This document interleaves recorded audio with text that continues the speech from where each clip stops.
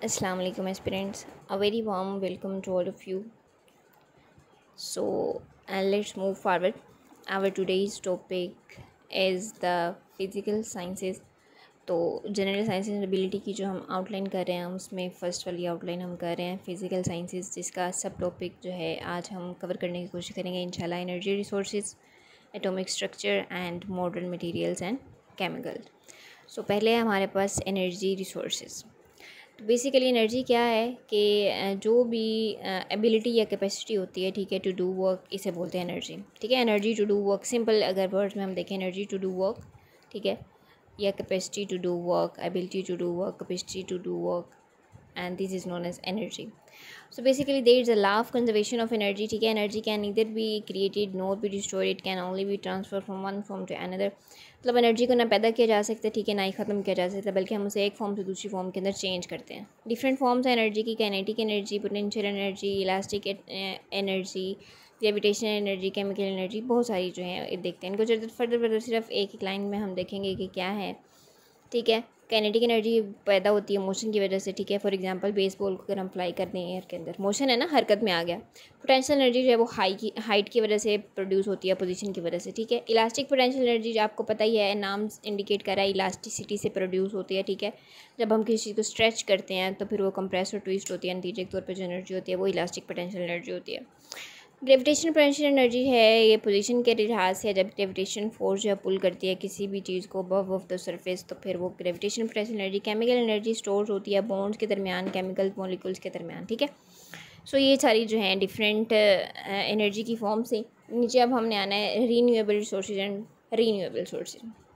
Renewable resources वो हैं जिन्हें बार बार बार बार जो है वो हम यूज़ कर सकते हैं। न्यू का मतलब होता है नया, रीन्यू का मतलब दोबारा से नया। ठीक है, यानी हम एक चीज़ को जो है वो बार बार जो है दोबारा से उसको यूज़ कर सकते हैं, वो सारे रिसोर्सेज कहलाते हैं रीन्यूएबल एनर्जी रिसोर्सेज। और नॉन रीन्यूएबल वो हैं कि जिन्हें एक दफ़ा यूज़ कर लिया दोबारा हम यूज़ नहीं कर सकते। ठीक है, और बस हमने यूज़ कर लिया और वो ख़त्म हो गया। ठीक है, रीन्यूएबल रिसोर्सेज जो हैं इन्हें हम जला नहीं सकते। ठीक है, इन्वायरमेंट फ्रेंडली होते हैं और कार्बन एमिशन जो है वो बहुत ज़्यादा कम मिकदार में रिलीज़ होती है। These resources are present in unlimited quantity. ठीक है, बहुत ज़्यादा मिकदार में हमारे पास हैं। The total cost of these resources is very low. ठीक है, पोल्यूशन फ्री होते हैं। मेंटेनेंस कॉस्ट जो है इनकी बहुत ज़्यादा हाई होती है, मेंटेन करके रखना इनको मुश्किल होता है। रिक्वायर्स लार्ज लैंड एरिया, बहुत ज़्यादा अमाउंट के अंदर हमें चाहिए। ठीक है, अगर आप एक रीन्यूएबल रिसोर्स को देखें तो सूरज जो है इसकी मोस्ट कॉमन एग्जाम्पल है। नॉन रीन्यूएबल जो है वो इन्वायरमेंट फ्रेंडली नहीं होते। ठीक है, कार्बन एमिशन होती है बहुत ज़्यादा। जाहिर है जब कार्बन एमिशन होगी तो पोल्यूशन भी जो है इन्वायरमेंट के अंदर रिलीज़ होगी, और जो है पैसे जो है वो इस पर इतने ज़्यादा नहीं लगते, क्योंकि ज़ाहिर है लो क्वालिटी का है तो फिर पैसे जो है वो इतने ज़्यादा इस पर यूज़ नहीं होंगे, और इसके लिए कम लैंड एरिया चाहिए होता है। ठीक है, और ये एग्जॉस्टेबल होता है, for example petrol. Next slide पे आएँ तो हाइड्रो पावर। ठीक है, हाइड्रो पावर क्या है? हाइड्रो पावर भी एनर्जी की एक किस्म है। ठीक है, hydro power, solar, biomass, wind and geothermal energy, these are surplus of renewable energy resources हैं।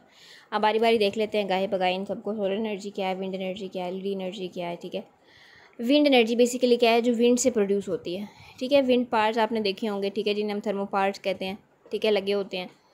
ये क्या है? Energy generated by the movement of air in earth atmosphere to drive electricity generating. ये इस तरह की टरबाइंस लगी होती हैं ऑपरेटर्स के सामने, पिक्चर एक बनी हुई है। ठीक है, ये बड़े बड़े पैमाने पे लगे होते हैं। बेसिकली ये वहाँ पे होते हैं जहाँ पे खाली ग्राउंड होते हैं, ताकि हवा चले तो इसके पंखे भी जो है वो हिले, और नतीजे के तौर पर अपने पीछे टरबाइन वगैरह मशीनरी लगी होती है, वो उस सब के साथ कनेक्ट होने के बाद एनर्जी पैदा होती है, और फिर वो ट्रांसफार्मर के साथ जाके खंभों के साथ अटैच होती है, और फिर बिजली जो है वो पैदा हो जाती है। सही है, तो ये सारा प्रोसीजर यहाँ पे लिखा हुआ है कि कैसे कैसे है। ये डायग्राम भी आपने देख लेनी है, और ये मैंने कल भी बात बताई थी कि साइंस के पेपर में आपने लाजमी डायग्राम बनानी है, चाहे वो पूछे एग्जामिनर या ना पूछे, और टाइम भी आपने साथ में खुद ही मैनेज करना होता है। Solar energy, utilisation of heat energy received from sun to produce electricity. ठीक है, सूरज को हम यूज़ करते हुए किस तरह, दो तरीके से है। ठीक है, फुल वोल्टेज सेल्स हैं, कंसनट्रेटेड सोलर पावर्स है। फोटोवोल्टिक सेल्स जो हैं ये डिवाइसेस हैं जो डायरेक्ट कन्वर्ट करती हैं हीट एनर्जी को इलेक्ट्रिकल एनर्जी के अंदर, हीट एनर्जी जो सोलर से हम हासिल कर रहे हैं। ठीक है, और कंसनट्रेटेड सोलर पार्ट्स वो हैं ये जो सोलर पैनल्स लगे हुए हैं आजकल। ठीक है, हर लोगों ने घरों के अंदर जो है इंस्टॉल किए हुए हैं। ठीक है, sunlight into simple narrow beam के अंदर कन्वर्ट करते हैं, और फिर स्टोन के अंदर जो है वो टरबाइन चलती है। सामने इसके भी जो है वो डायग्राम बनी हुई है। ठीक है, इसके एडवांटेजेस भी लिखी हुई हैं, ये नहीं आपने देख लेना।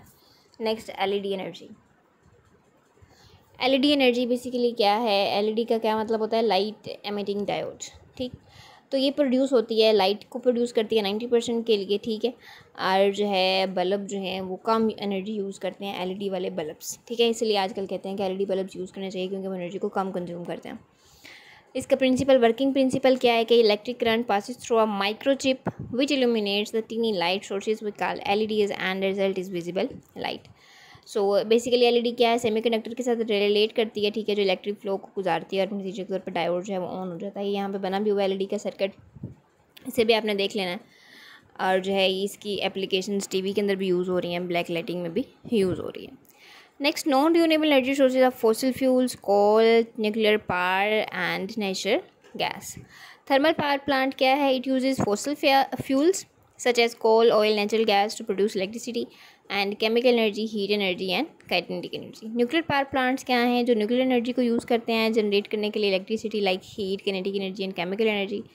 नेक्स्ट है एक difference energy efficiency and energy conservation. Energy efficiency का क्या मतलब है कि एनर्जी को एफिशिएंट तरीके से यूज़ में करना, ठीक है, फ़ायदेमंद तरीके से। एनर्जी कंजर्वेशन का मतलब क्या है कि एनर्जी को बचाना, so saving energy but keeping the same level of service, ठीक। और एनर्जी कंजर्वेशन क्या है, saving energy by reducing serving. It focuses on cutting back on the work and more willing to ask consumers to change behaviour. Examples क्या हैं इनकी, turning light off when you leave a room, ठीक है, energy conserve कर रहे हैं ना हम, कि अगर हम एक रूम में नहीं हैं तो वहाँ पे एनर्जी की जरूरत नहीं है लाइट की फिलहाल, क्योंकि उस रूम में कोई है ही नहीं तो हम बंद कर दें उसे, ठीक है। और एनर्जी एफिशिएंसी की एग्जांपल क्या है, replacing inefficient application with energy saver या फिर एनर्जी स्टार। मतलब कि हम एक चीज़ को बदल दें, जैसे फॉर एग्जांपल हम सिंपल बल्ब यूज़ करते हैं उसके बजाय अगर हम एलईडी वाले बल्ब यूज़ करें तो वो एनर्जी कम यूज़ करेंगे और लाइट हमें उतनी ही देंगे, ठीक है। तो ये एनर्जी एफिशिएंसी है। Next, energy conservation is the effort to reduce waterfall energy consumption by using fewer energy sources and sustainable energy is derived from resources that can be current operation with geoparadising the energy needs and so many other things. So next, hydroelectric energy as name indicates के water को यूज़ करते हुए जो electricity produce की जाएगी, ठीक है। ये बहुत सारे जो हैं पाकिस्तान में भी हाइड्रो इलेक्ट्रिक पावर जनरेटर्स हैं, ठीक है, जो ऊंचाई से पानी नीचे गिराया जाता है, ठीक है, वो फिर गिरता है स्लोप के ज़रिए नीचे टरबाइन के ऊपर, टरबाइन घूमती है, नतीजे के तौर पर फिर क्या बनता है, करंट जो है वो पैदा हो जाता है, ठीक है। और ये सारा बना हुआ एपरेटस भी देख सकते हैं आप इसे। नेक्स्ट, जियोथर्मल एनर्जी का मतलब क्या है कि जियो का मतलब होता है अर्थ और थर्मल का मतलब हीट। तो ज़मीन के अंदर जो हीट है उसको यूज़ करते हुए एनर्जी को प्रोड्यूस करना जियोथर्मल एनर्जी कहलाता है। Hot water is pumped from deep, एक साइड से जो है वो गर्म पानी गुजारा जाता है हीट के ज़रिए। अब हमने यहाँ पे एनर्जी पैदा करनी है अंडरग्राउंड लेवल पे, ठीक है, क्योंकि ज़मीन की बात है साथ में। Geothermal underground through a well under high pressure. When the water reaches the surface, the pressure is dropped, which causes the water to turn into the stream. So the steam spine, जब वो ज़्यादा पानी गर्म आता है ना तो फिर स्टीम होती है। तो स्टीम से क्या होता है, टरबाइन उसके साथ कनेक्ट होती है, वो घूमती है, ठीक है, और आगे टरबाइन जनरेटर के साथ लगी होती है जो कि फिर बिजली पैदा करता है। The steam cool off in a cooling tower, फिर उसके बाद जब बिजली पैदा हो जाती है तो आगे उसे एक कूलिंग टावर से गुजारा जाता है, ठीक है, जो पानी को जो है ठंडा कर देता है और फिर ठंडा करने के बाद वापस जो है वो पानी को सिंपल जो है स्ट्रीम्स वगैरह में बहा दिया जाता है। ऐसे ही प्रोसीजर ये दोबारा चलता रहता है। Biofuels drive from biomass plants, animals waste, feedback materials can be replenished readily, ठीक है। बायोफ्यूल्स का क्या मतलब है कि इन सारी चीज़ों को यूज़ करते हुए जो है एनर्जी पैदा करना, लाइक सोयाबीन ऑयल पाम, ये सारी चीज़ें। नेक्स्ट हमारी आउटलाइन का जो सब टॉपिक है atomic structure. So atomic structure ये वाला टॉपिक पूरा ही केमिस्ट्री के साथ रिलेट करता है, तो जिन स्टूडेंट्स का बैकग्राउंड केमिस्ट्री से उन्हें तो आसानी से समझ आ जाए कि बाकी भी जो है इजी मेन कंसेप्ट हैं, जनरल, ज़्यादा डीपनेस नहीं है। सो एटॉमिक स्ट्रक्चर, एटम आपको पता है कि स्मॉलेस्ट यूनिट है, ठीक है, मैटर का। Atom is the smallest unit of particle, ठीक है। Everything around us is made up of atoms, हमारे इर्द गिर्द जितनी भी चीज़ें भी आपके सामने जो कुछ भी होगा, ठीक है, बुक, पेंसिल, जो कुछ जहाँ पे आप बैठे हुए हैं, आपके हाथ में मोबाइल पकड़ा हुआ है, जो भी कुछ आपको मटेरियलिस्टिक चीज़ नज़र आ रही है वो सारी किससे मिलकर बनी है, एटम में। तो एटम की 3 चीज़ें होती हैं, हिस्से होते हैं, electron, proton and neutron. Electron पर नेगेटिव चार्ज होता है, प्रोटॉन पे पॉजिटिव, और न्यूट्रॉन जो है वो न्यूट्रल होता है, उस पर कोई भी चार्ज नहीं होता। सो जितने नंबर ऑफ़ इलेक्ट्रॉन्स होते हैं किसी भी एटम में उतने ही नंबर ऑफ़ प्रोटॉन्स भी होते हैं, ठीक है, जिसे हम न्यूक्लियस बोलते हैं। दोनों चीज़ें न्यूक्लियस में पाई जाती हैं, बाकी जो इलेक्ट्रॉन्स हैं वो इसके इर्द गिर्द रिवॉल्व करते हैं।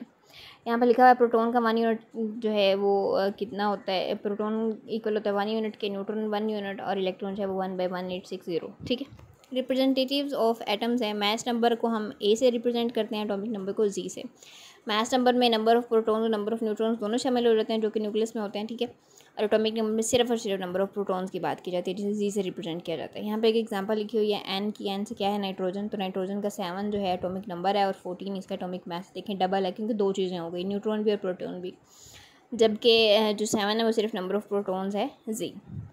Atomic number is a proton number. So proton number decides position of element in periodic table. जो पीरियोडिक टेबल है, ठीक है, वो किसके अकॉर्डिंग है?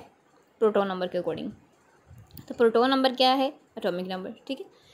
सो नेक्स्ट है आइसोटॉप्स। आइसोटॉप्स क्या है? 2 different forms of the same element, same proton number but different mass number. जहाँ पे मॉलिक्यूल्स का क्या होता है जी? सेम होता है उनका सेम होता है एलिमेंट, ठीक है, बट डिफरेंट होता है उनका mass number. Atomic number same होता है बट मास नंबर डिफरेंट होता है। नीचे एग्जांपल्स हैं कार्बन की, देखें 6 6 6 6 सेम है उनका, ठीक है, एटॉमिक नंबर, जबकि मास नंबर जो है उसका डिफरेंट है 12 13 14। तो ये क्या है? आइसोटोप्स, यानी एक ही मॉलिक्यूल के डिफरेंट आइसोटोप। डिफरेंट वो किस तरह पाया जा रहा है? सूरतों में। हाइड्रोजन भी आप देखें मोस्ट कॉमन एग्जाम्पल है H1 H2 H3।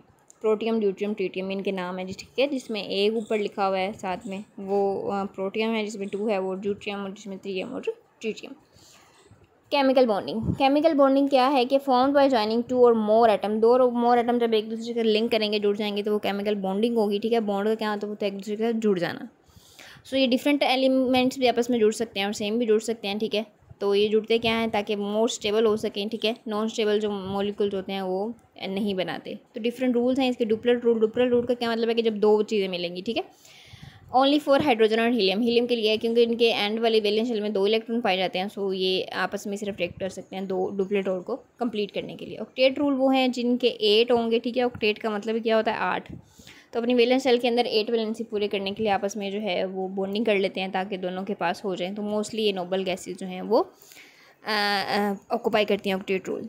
Types of chemical bond. Chemical bonds की डिफरेंट टाइप्स हैं। आयोनिक बॉन्ड, कोवलेंट बॉन्ड और अदर जो भी हैं बॉन्ड्स होंगे। मेटालिक बॉन्ड, ठीक है, इन्हें देख लेते हैं। आयनिक बॉन्ड हमेशा जो है वो क्या होता है? Involve transfer of 1 electron from 1 atom to another and has tendency to give electron and other receive. यहाँ पे आयनिक बॉन्ड सिर्फ वो केमिकल्स बनाते हैं जिसके पास इतनी ताकत है कि एक जो है वो दे सकता है और दूसरा ले सकता है, ठीक है। मिसाल के तौर पे सोडियम और क्लोराइड। सोडियम क्लोराइड बेसिकली क्या है? नमक है, ठीक है। तो हमेशा सोडियम जो है वो देता है और क्लोरीन लेता है, ठीक है। सोडियम के पास एंड पे 13 रह जाते हैं, लेकिन उसके पास एक एक्स्ट्रा होता है, जबकि क्लोरीन को जो है वो एक चाहिए होता है। तो फिर वो दोनों क्या करते हैं? आपस में बॉन्ड बना लेते हैं, तो दोनों की शेयरिंग होती रहती है। तो ये आयनिक बॉन्ड जो है वो बन जाता है। तो जो देता है, ठीक है, उस पर पॉजिटिव चार्ज होता है और जो लेता है उस पर नेगेटिव चार्ज होता है। हम केटाइन और एनाइन के नाम से यूज़ करते हैं केमिस्ट्री की लैंग्वेज में। Next covalent bond. Covalent bond जो होता है शेयरिंग ऑफ इलेक्ट्रॉन, ठीक है। शेयरिंग का मतलब है कि जो इनकी इलेक्ट्रॉन्स हैं ना वो दोनों मिल के रहेंगे दोनों मॉलिक्यूल्स के दरमियान, ठीक है। जबकि ये आयनिक बॉन्ड में तो एक ने दे दिया ना और दूसरे ने ले लिया, लेकिन यहाँ पे क्या है कि दोनों के जो लास्ट वाली शेल्स हैं ना वो आपस में मिल जाएंगी, ठीक है, और वो दोनों जो हैं वो इलेक्ट्रॉन शेयर करेंगे आपस में। Sharing of electron is known as covalent bond. So ये नोबल गैस करती हैं, ठीक है। यहाँ पे एग्जांपल भी लिखा हुआ है क्लोरीन, क्लोरीन, फ्लोरीन, ये सारी नोबल गैसेज हैं। Metallic bond. Metallic bond represent the metallic compound. Metallic compound हमेशा मेटालिक कंपाउंड बनाते हैं, सॉरी मेटालिक बॉन्ड बनाते हैं। और इनकी जो पहचान है वो क्या है कि इनके फ्री इलेक्ट्रॉन्स होते हैं। They are more malleable. Malleable का मतलब लचकदार होते हैं, और लस्ट्रस उनकी सरफेस जो होती है ऊपर वाली भी चमकीले चमकीले होते हैं। It occurs when a group of metal atoms shares a cloud of valence electrons. Next है electromagnetic radiations topic. So electric and magnetic field which vibrate than waves produce, ठीक है। जब इलेक्ट्रिक करंट गुजरता है ना वेव्स की सूरत में, तो वेव्स की सूरत में गुजरता है हमेशा, ठीक है। तो electromagnetic is the complete spectrum of all form of light. तो देयर आर टोटल 7, ठीक है, हैं। तो ये उनके सारे नाम लिखे हुए हैं और साथ में उनकी वेव लेंथ भी लिखी हुई है कि कितनी कितनी होती है। वेव है तो जाहिर है उसकी वेव लेंथ होगी, ठीक। तो ये लिखा हुआ है किसकी कितनी है, ये MCQ में पूछा जा सकता है। वेव लेंथ का फार्मूला लिखा हुआ है, wave length is inversely proportional to 1 by frequency. Next इन सब के बारे में लिखा हुआ है। रेडियो वेव्स की क्या खासियत है, ठीक है। रडार सिस्टम में यूज़ होती हैं, सैटेलाइट्स में यूज़ होती हैं, FM वगैरह रेडियोज़ में, सेलफोन में रेडियो वेव्स यूज़ होती हैं, लो फ्रीक्वेंसी की होती हैं और इनकी हाई वेवलेंथ होती है। माइक्रोवेव्स। माइक्रोवेव्स क्या कहाँ कहाँ पे होती हैं? माइक्रोवेव अवन में, टेलीफोन कम्युनिकेशन वगैरह में, एटॉमिक स्ट्रक्चर वगैरह में यूज़ होते हैं। इंफ्रारेड जो रेज़ हैं ये नाइट विजन गॉगल्स में, मेडिकल इंडस्ट्रीज़, हेज, स्ट्रोफोग, इन सब के अंदर यूज़ होते हैं। और जो विजिबल लाइट है, विजिबल लाइट यूज़ होती है रेनबो में, ठीक है। आपको पता है कि रेनबो के भी 7 कलर्स हैं जिन्हें लाइन वाइज जो है रखा गया है, वेवगाइड के नाम से आप याद रख सकते हैं, ठीक है। ये सारे कलर्स ऑप्टिकल फाइबर्स में यूज़ होती है, ठीक है। फोटोसिंथेसिस में विजिबल लाइट जो है वो यूज़ होती है। अल्ट्रा वायलेट रेज़ हैं, अल्ट्रा वायलेट रेज़ यूज़ होती हैं माइक्रो ऑर्गेनिजम्स के अंदर, ठीक है। सनबर्न्स में, wrinkle, skin cancer, ozone layer, इन सब के अंदर पाई जाती हैं। एक्स रेज़ मेडिकल इंडस्ट्रीज़ में यूज़ होते हैं पिक्चर्स बनाने के लिए, ठीक है। हड्डी की एक्सरे जब हम कहते हैं कि करवाया है। चेकिंग फॉर क्रैक्स चेक करने के लिए नेक्स्ट गामा रेज़ हमेशा जो है शॉर्टेस्ट लेंथ की होती हैं। रेडियो वेव सबसे जो है वो लॉन्ग हाई वेव लेंथ की होती हैं, जबकि gamma rays shortest wave length और हाई फ्रीक्वेंसी इनकी। It has high penetrating ability, can cause serious illness, ठीक है। When use in control environment is useful in cancer treatment. High energy rays, gamma rays जो है वो cancer के treatment में भी यूज़ होती हैं। So electromagnetic radiations consists of waves of the electronic field which propagate through space and carry momentum and energy. तो electromagnetic radiations ही थी सारी साथ के साथ जो अभी हमने पढ़ी हैं, ठीक है। ये रेडिएशंस किसने डिस्कवर की थी? हेनरिच हर्ट्ज ने। तो ये नीचे जो एक डायग्राम बनी हुई है बताया गया कि एक वेव लेंथ के अंदर जो है वो दो यूज़ होते हैं, एक क्रस्ट होता है, एक ट्रफ होता है। जो ऊपर की तरफ है वो क्रस्ट है, जो नीचे है वो ट्रफ है, ठीक है। तो इनके सेंट्रल पार्ट को एम्पलीट्यूड बोलते हैं, और एक वेव लेंथ जो है वो एक क्रस्ट और एक ट्रफ के ऊपर डिपेंड करती है। वेव लेंथ को लैम्डा से जाहिर करते हैं। So everyday life is pervaded by artificially made electromagnetic radiation. उन्होंने कहा है कि हमारी आम जो ज़िंदगी है उसके अंदर ये सारी जो है कहीं ना कहीं यूज़ हो रही हैं, ठीक है। एक्सरे करवाना पड़ता है, हम माइक्रोवेव ओवन यूज़ करते हैं, मोबाइल फ़ोन यूज़ करते हैं, टीवी देखते हैं, ठीक है, या और भी इस तरह की हीटर्स वगैरह यूज़ करते हैं। तो ये सारी जो हैं रेडिएशन उनमें पाई जाती हैं। नेक्स्ट हमारा टॉपिक है modern materials and chemicals. So different यहाँ पे हमारे पास इंस्ट्रूमेंट्स हैं जिन्हें वन बाय वन देखेंगे। प्लास्टिक्स, पेस्टिसाइड्स हैं, सेमीकंडक्टर्स हैं, are fertilisers, antibiotics and vaccines. Semiconductors basically क्या हैं? The substances can conduct electricity which some use condition but not others. Conductors basically क्या होते हैं? जो कंडक्ट करते हैं हीट को भी, इलेक्ट्रिसिटी को भी, यानी उनके अंदर से गुजर सकती है हीट भी और इलेक्ट्रिसिटी भी। सो मॉडर्न इलेक्ट्रॉनिक डिवाइसेस के अंदर यूज़ होते हैं, ठीक है। इनका टेम्परेचर जो है लो होता है एज ए इंसुलेटर, और कंडक्टर जो है वो हाई टेम्परेचर होता है इनका, ठीक है। किस किस से मिलकर बने होते हैं? सिलिकॉन और जर्मेनियम से। इनकी कॉमन टाइप्स है। और डोपिंग यानी इनके ऊपर लेयर एक चढ़ाई होती है किसकी? इन इम्प्योरिटीज़ की, ताकि इन्हेंस किया जा सके कंडक्टिविटी को। टू टाइप्स हैं कंडक्टर्स के बेसिकली, एन टाइप और पी टाइप। एन टाइप वाले जो हैं वो more than number of free electron, यानी उसके अंदर फ्री इलेक्ट्रॉन ज़्यादा मिकदार में पाए जाते हैं। और जो पी टाइप है उसके अंदर कम होते हैं फ्री इलेक्ट्रॉन्स। कहाँ कहाँ पे यूज़ हो रहे हैं सेमीकंडक्टर्स? एलईडीज़ में, मोबाइल्स में और कंप्यूटर्स में। ये नीचे एक डायग्राम बनी हुई है, एन टाइप और पी टाइप आप देख सकते हैं। एन टाइप में देखें ज़्यादा से ज़्यादा इलेक्ट्रॉन आपको नज़र आ रहे होंगे और फ्री इलेक्ट्रॉन्स भी हैं, और पी टाइप में थोड़े हैं और फ्री इलेक्ट्रॉन कोई भी नहीं है। So N stands for negative, free electron, P stand for positive, ठीक है। आप याद रख सकते हैं कि एन जो है नेगेटिव के लिए, क्योंकि इसने देना है, ठीक है, ये देने की सलाहियत रखता है फ्री इलेक्ट्रॉन्स, क्योंकि इसके पास हैं। और पी के पास नहीं है, ठीक है, तो इसके पास एक एम्प्टी साइड होती है, ये ले सकता है, तो इसलिए पी से पॉजिटिव आप याद रख सकते हैं कि ले सकता है, उसे होल्स भी बोलते हैं।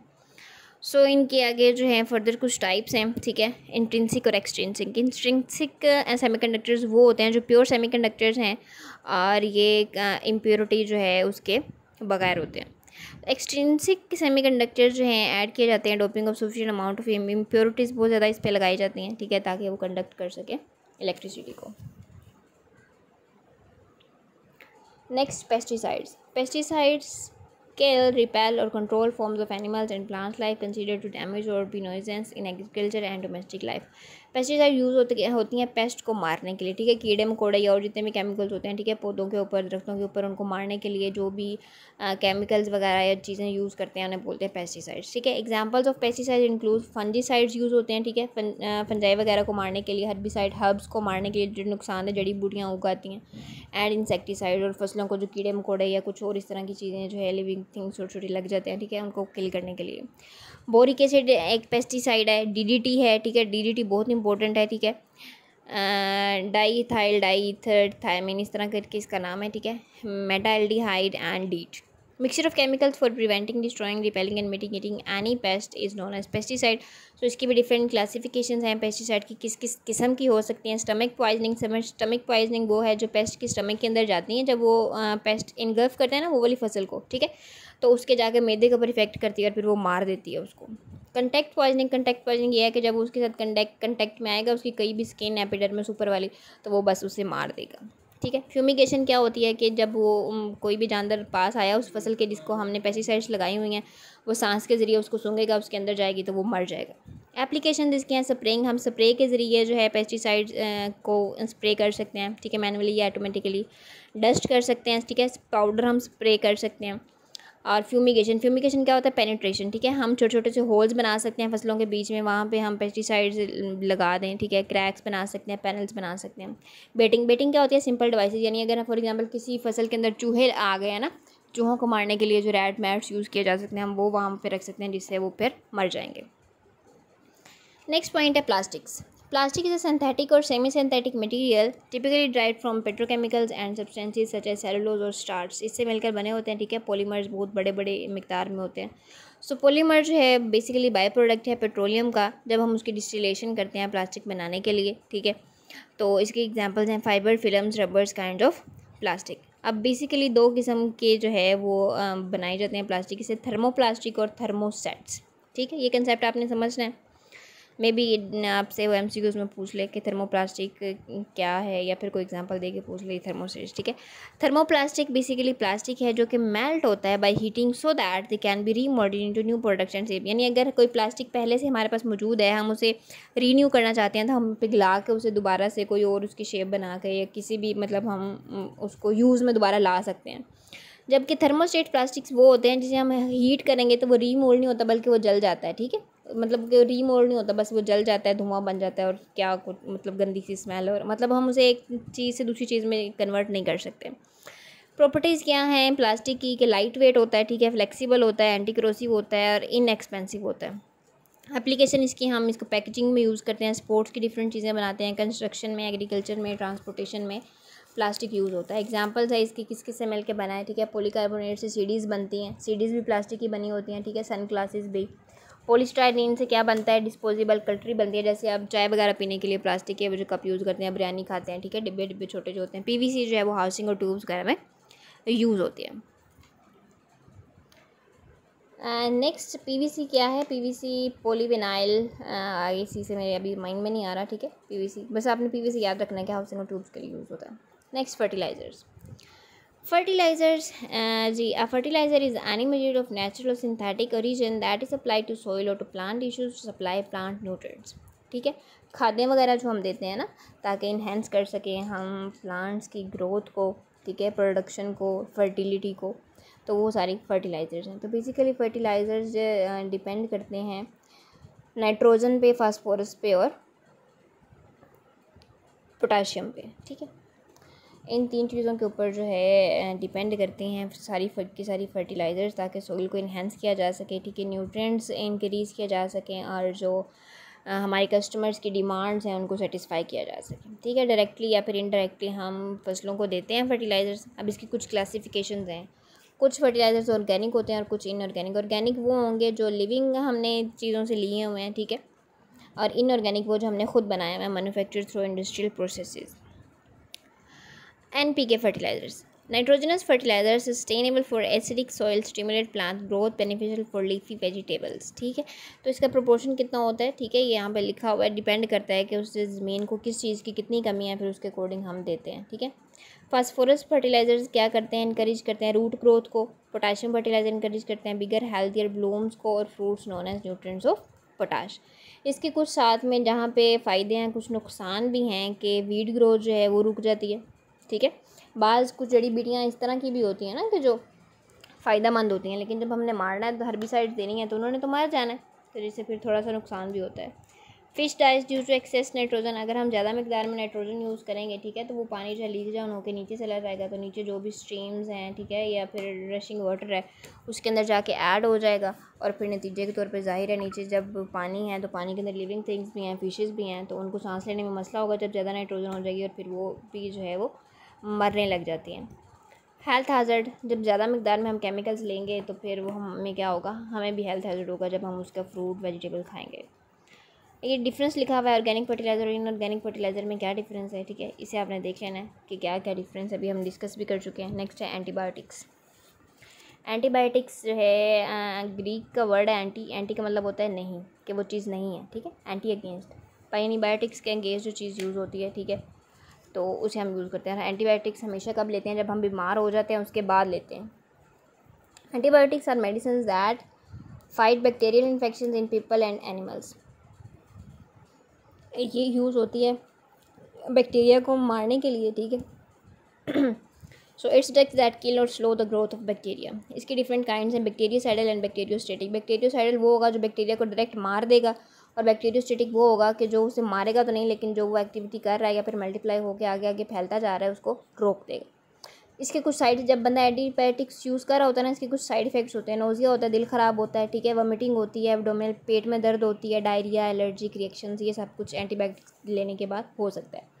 प्रोविजंस हैं एंटीबायोटिक्स की क्या, कि किस तरीके से हम ले सकते हैं एंटीबायोटिक्स। खाने वाली भी कुछ होती हैं, ठीक है, ओरल एंटीबायोटिक्स, ट्रॉपिकल एंटीबायोटिक्स, ठीक है, लगाने वाली कुछ होती हैं, इंजेक्शंस एंटीबायोटिक्स, और टीके के ज़रिए भी हम एंटीबायोटिक्स ले सकते हैं। नेक्स्ट है वैक्सीन्स। वैक्सीन जो है कि हम बीमारी से पहले लेते हैं, यही डिफरेंस है। एंटीबायोटिक्स जो है बीमारी के बाद लेते हैं, और वैक्सीन जो है बीमारी से पहले लगवाते हैं। जैसे कोरोना की मिसाल अगर आप लें तो बहुत सारे लोगों को कोरोना हुआ, ठीक है, तो जिनको कोरोना नहीं भी हुआ उन्होंने कोरोना से बचने के लिए वैक्सीन लगवाई थी ना सबने, तो आप इससे आपने याद रखना है, ठीक है।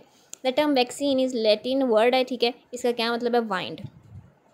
और बाद में फिर इसका मतलब उन्होंने निकाला कि ये काऊ है, तो इसका मतलब उन्होंने कहा वैका से निकला है, तो इसका मतलब क्या है? काऊ। डॉक्टर एडवर्ड जेनर साइंटिस्ट था, ठीक है, जिसने इन्वेंट किया वैक्सीन का वर्ड, और उसने बहुत सारी ऑब्जर्वेशन की और फिर उसने ये नतीजा निकाला कि वैक्सीन जो है वो हम यूज़ कर सकते हैं बीमारी से पहले, ताकि बीमारी से बचा जा सके। A substance used to stimulate the production of antibodies and provide immunity against disease। ये क्या करता है कि जी बीमारी से पहले ही उसकी एंटीबॉडीज़ हमारे जिस्म के अंदर बनाना शुरू कर देता है, ताकि जब वो बीमारी हमारे जिस्म के ऊपर अटैक करे तो हमारे जिस्म में पहले से ही उसके खिलाफ जो है एंटीबॉडीज़ हों, और वो उनको पहले ही उनके साथ फाइट करके उसको ख़त्म कर दे, और फिर वो सिम्टम्स हमारी बॉडी के अंदर जो है वो शो ना हो। Vaccines contain an agent that resembles a disease causing microorganisms act viral immune system। हमारी इम्यूनिटी को इंक्रीज़ करता है, ठीक है, जाहिर है जब हमारे पास पहले से ही एंटीबायोटिक्स हैं तो वो इम्यूनिटी हमारी पहले से ही इस तरह डिज़ाइन है कि वो उसके खिलाफ लड़ सकती है। क्लासिफिकेशंस हैं वैक्सीन की, दो किस्म की होती है, ठीक है, live attenuated vaccine and inactivated killed vaccine. Live attenuated vaccine वो हैं जो लाइव माइक्रोब, जिंदा माइक्रोब से बनाई, यानी हमारे जिस्म के अंदर जिंदा माइक्रोब्स को इंजेक्ट कर दिया जाता है। Cause limited infection in host triggers immune response, ठीक है। और जो इनएक्टिवेटेड किल वैक्सीन है ये प्रोड्यूस करते हैं किलिंग की वजह से और शॉर्ट टर्म प्रोटेक्शन। जो किल्ड वाली है ना ये शॉर्ट टर्म प्रोटेक्शन हमें देती हैं, लेकिन जबकि वो लिविंग वाली हैं लाइव एटेन्यूएटेड वो जो है लॉन्ग टर्म इफेक्ट के लिए हमें बचाती हैं। सो इंशाल्लाह नेक्स्ट वीडियो में हम जनरल साइंस एंड एबिलिटी का next outline, second outline part है बायोलॉजिकल साइंसेज, ये पोर्शन शुरू करेंगे और इसके आगे डिफरेंट सब टॉपिक्स हैं, इसे कवर करने की कोशिश करेंगे। सो आज के लिए यहाँ पे हमारा फिज़िकल साइंस वाला पोर्शन कंप्लीट हो गया। सो इसके साथ साथ नोट्स बनाएं और इसकी जो है प्रैक्टिस करें। मिलते हैं नेक्स्ट वीडियो में इंशाल्लाह। तब तक के लिए अपना ख्याल रखें। अल्लाह हाफिज़।